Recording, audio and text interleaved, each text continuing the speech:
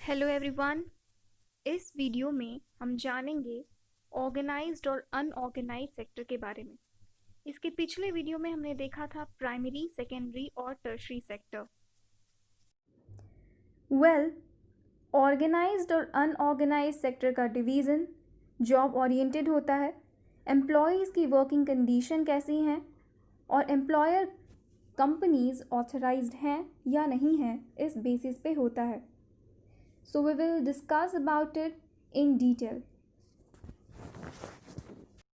Point number 1, organised sector में employment terms fixed and regular होते हैं, यानी कि जो एम्प्लॉयज़ हैं उन्हें जॉब करने से पहले ही सारे टर्म्स एंड कंडीशन अच्छे से पता होता है कि उनकी वर्किंग कंडीशन जब वो एम्प्लॉय होंगे तब कैसी रहेगी। साथ ही साथ एम्प्लॉयज़ को एश्योर्ड वर्क मिलता है, यानी कि उन्हें कभी भी किसी भी समय जॉब से निकाला नहीं जा सकता, और यदि निकालना भी हो तो उन्हें पहले से ही इन्फॉर्मेशन देना ज़रूरी होगा। जबकि अनऑर्गेनाइज सेक्टर में ऐसा कुछ नहीं होता, ये स्मॉल और स्कैटर्ड होते हैं, as the name suggest unorganised. साथ ही साथ ये गवर्नमेंट के कंट्रोल के बाहर होते हैं। Point number 2, since they are registered by government, so they have to follow all the rules and regulation such as Factory Act, Minimum Wage Act, Payment of Gratuity Act, Shop and Establishment Act, etc.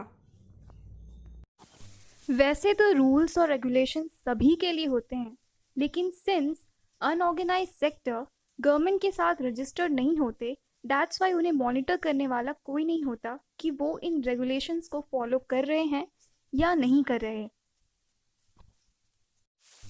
Point number 3, in organized sector, the job is regular and has fixed working hour. And if people work more, they get paid for the overtime by the employer.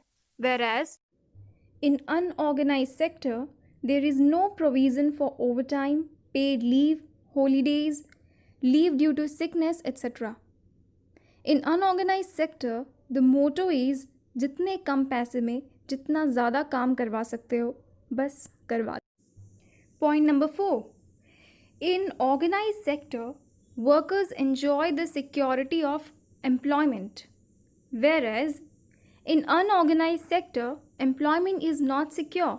People can be asked to leave, वो भी बिना reason बताए हुए।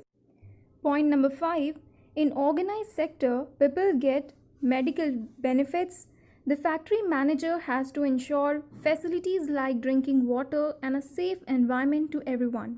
When they retire, they get pension, whereas there are no such facility that are provided in unorganized sector. Organise sector के कुछ examples हैं government employ, registered industrial worker, anganwadi worker, village health workers etcetera. वहीं unorganise sector के examples हैं shopkeeping, farming, domestic work, labouring, rickshaw pulling etcetera. Well, अब तक आपने देखा होगा कि अनऑर्गेनाइज सेक्टर में एम्प्लॉयज़ की काफ़ी एक्सप्लॉयटेशन होती है, जबकि हमारे देश में 93% की जो वर्क फोर्स है वो अनऑर्गेनाइज सेक्टर में ही काम करती है। So you can understand how important it is to protect their rights. That's all in this video. In next video, we will see how to protect workers in unorganized sector.